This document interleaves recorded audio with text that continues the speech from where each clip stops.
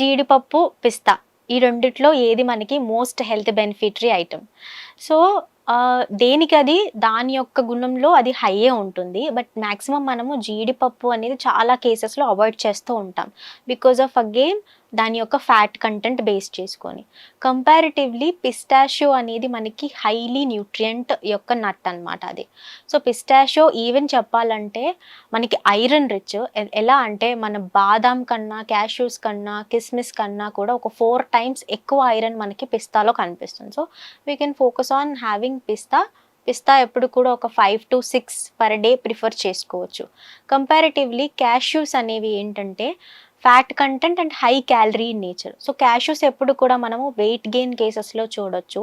Some amount of healthy fats improve చేసుకున్నప్పుడు ఎవరికైతే bad cholesterol ఎక్కువ ఉంటుంది, గుడ్ కొలెస్ట్రాల్ తక్కువ ఉంటుంది, విచ్ ఇస్ బిలో 40 అనుకున్నప్పుడు మీరు ఒక 2-3 క్యాష్యూస్ కూడా ప్రిఫర్ చేసుకోవచ్చు. But along with other mixed nuts.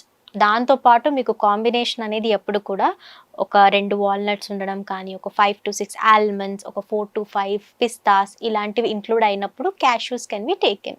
But ఒక ప్లెయిన్ క్యాష్యూ మీద హెల్త్ బెనిఫిటరీ అనేది మనకి చాలా తక్కువ కేసెస్‌లోనే ఉంటుంది. డయాబెటీస్ విషయంలో అయితే జస్ట్ 1-2 హార్డ్లీ మనము ప్రిఫర్ చేస్తాము. వెయిట్ లాస్ కండిషన్‌లో కూడా అంతే.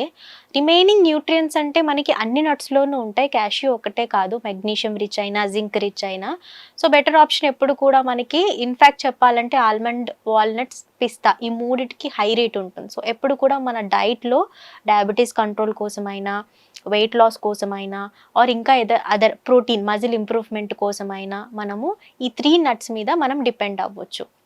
మోర్ ఓవర్ ఈ 3 నట్స్ యాజ్ అ స్నాకింగ్ ఆప్షన్‌గా ప్రిఫర్ చేసుకున్నప్పుడు మీకేంటంటే వేరే బింజ్ ఈటింగ్ ఆప్షన్ అనేది మనకి ఉండదనమాట. సో, బింజ్ ఈటింగ్ అంటే ఏంటంటే మీరు తినవలసిన ఫుడ్ క్యాలరీ డెన్స్‌గా తీసుకోరు కాబట్టి అంటే ఎక్కువ అమౌంట్ ఆఫ్ కార్బ్స్ ఉండడం వల్ల అది ఈజీగా అరిగిపోవడం, మళ్ళీ ఆకలి వేయడం. So, you just tend on eating some junk.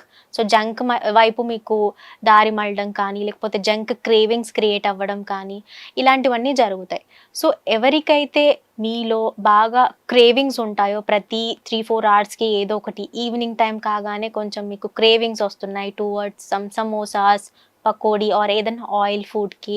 So, ఆ టైంలో it's a very healthy replacement to have a fistful of nuts. So, ఎప్పుడు కూడా మనము నట్స్ ప్రిఫర్ చేసేటప్పుడు ఒక గుప్పెడు మెజర్‌మెంట్‌లో మనం ప్రిఫర్ చేసుకోవాలి.